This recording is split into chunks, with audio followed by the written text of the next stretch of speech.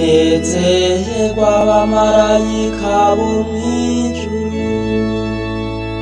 himbagwa abatoni b'Imana, zohongeye kw'inganji y'umwami angana atibonetse, inzahambane zahasirane zimenyeshe ko dukize. Akanyamuneza ntigakwire kw'isi, yakaka mu muco w'umwami yahamyeho, iyo si nimenye ko yakize, umutima kiza yahorahamwe. Kubw'umukama wacu Yesu Kristu, umwana wiwe ari we Mana yacu, ahangamye hamwe na se mu buninazwa bwa mutima mutagatifu, mu myaka yose. Amen. Horane umukama, yongera horane nawe, kirurutse umutima, tuwerekeje umukama, nidushimire umukama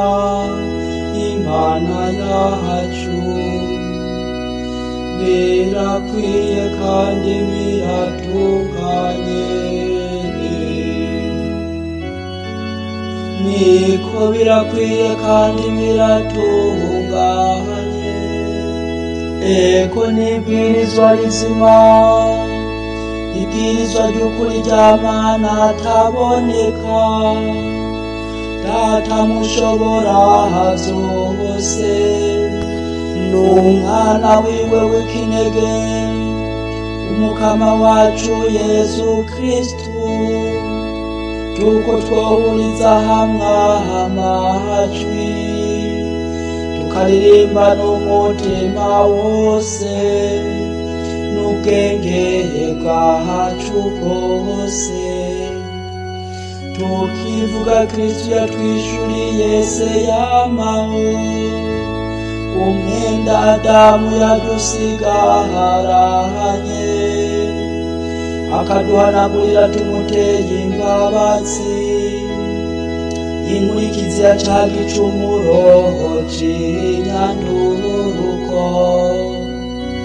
nk'aha kongiye imisi ya Pasika, aho umwagazi nyakuri wicwa, ugakirisha amaraso yawe inzuki zahaba ukurikirana. Ng'ijoro wakuriyemwo Abanyisirayeli, abavyeyi bacu bava mu Misiri, ukabajabukana ikiyaga gitukura bahanje kugikamya. Ngirire ijoro, ya nkingi y'umuco yatsindiyemwo, umwijima n'igicumuro, kugira ngo ribasubize inema, ryongere ribasubize mu bahatoni bawe. Ng'ijoro Kristu yacagaguriyemwo ya migozi y'urupfu, mu kuzuka mu bapfuye. mbega iyo tudahigwa tugacungurwa ivuka ryacu ryari kutumarira iki Yesu ubuntu bwawe ukundana ruvyeyi ewe rukundo rutitangira itama wadukunze warahevye ikibondo cawe ngo gipfire umushumba ewe bukene nyoberane bw'igicumuro ca Adamu carinze kuzimanganywa n'urupfu rwa Kristo iryo joro ritabaho nshuti mfise nitwari kuronka umucunguza hambana haco ngirire joro ryaheza hagiriwe ryaho Kristo yazuka mu bapfuye iryo joro niryo joro abanditsi bahavuga ko rizokwakaka nk'umutaka rikazotwuzuza agahimbare nico gituma ijoro ryerahana rihanagura ibibi rikakiza ibicumuro rikasubiza abatosekayo ubwiza n'agahimbara habirira ry'icurwamo